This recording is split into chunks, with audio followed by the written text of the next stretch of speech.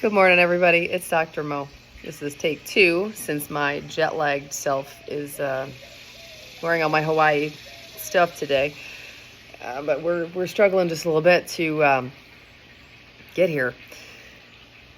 I had a few patients who wanted to cancel services, but wanted something as they kind of cancel, like out the door. Oh, hey, by the way, can you do this?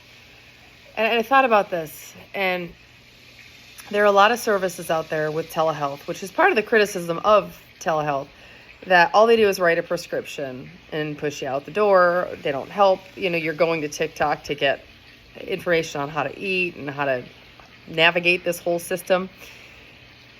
And I was talking to my little C-suite there, and I said, you know what? If you want to game the system, we're not really your people. Not that we won't just give you a prescription, because we do have patients that they come in, they ask for a refill. We give you the refill. We discuss, how you're doing. We make you discuss your progress and how you're doing, which is really funny because some people are like, just give me what I'm asking for. And I'm like, no, I need to know how you're doing. I want to know. It's not just about the weight, right? It's so funny because in Active Medical Solutions, in our practice, the weight, yes, it's important, right? Because I'm not going to give somebody a weight loss drug if their BMI is 18. Even if you're a binge eater and or bulimic, or we're dealing with some other things, I'm still not going to do it. The reason being is I can't swing you the other way, right? The eating disorder spectrum, or I shouldn't say eating disorder, because I will refer you out if you're in an active eating disorder.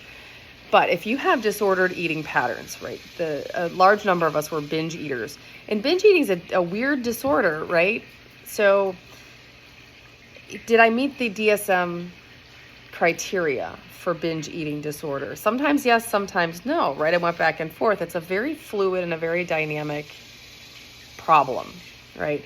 So did I meet the criteria, the DSM criteria for an eating disorder? Sometimes yes, sometimes no. Did I have disordered eating behaviors? Yes, absolutely, 100%.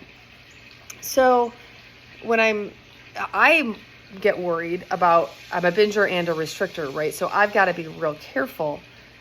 I track my food because I need to make sure I get my protein in, because it's the most difficult thing for me to do.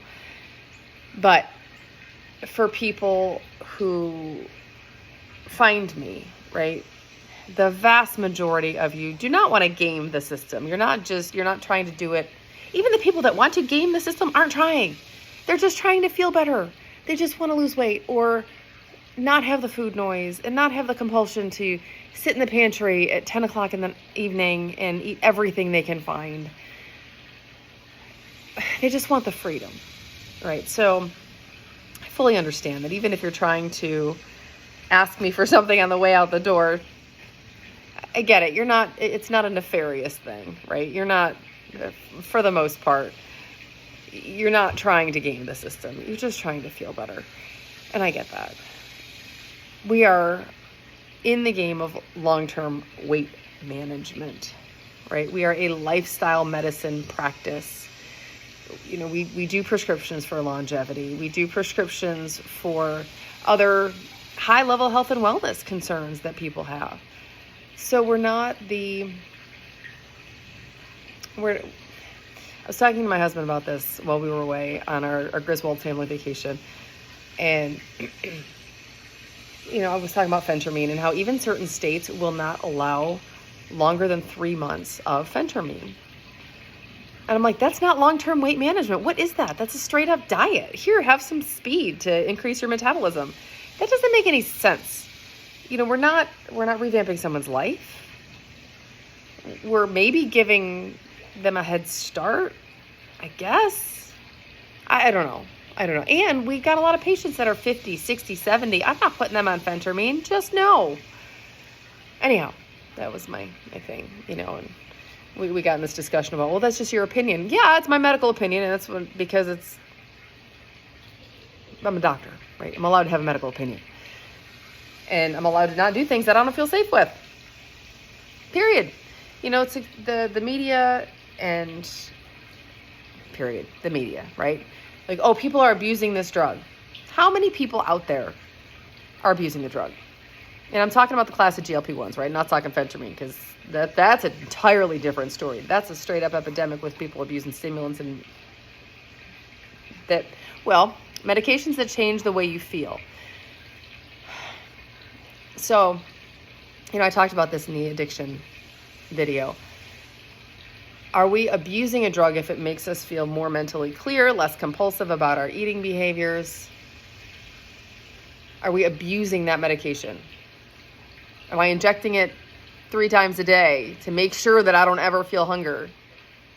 No, I feel hunger. I feel urges to overeat sugar. And you know what I do to manage those? I do things like I just did. I just got out of a meeting. I just got out of a 12-step meeting. Because it's not about the food, as Janine Roth says. It's not about the food, but it's not about the food. Food is my solution. Food is my drug. I have to live a life without it, right? So how do I do that and not be a jerk? That hasn't been super successful lately.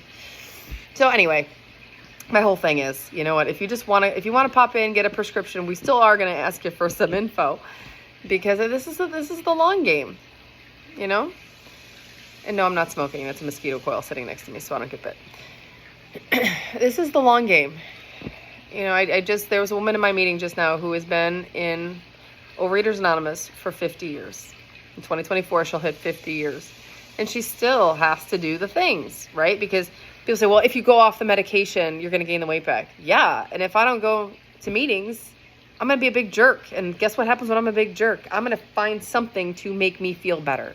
Whether it's food, shopping, alcohol, drugs, whatever. Whatever. I have my own drugs, right?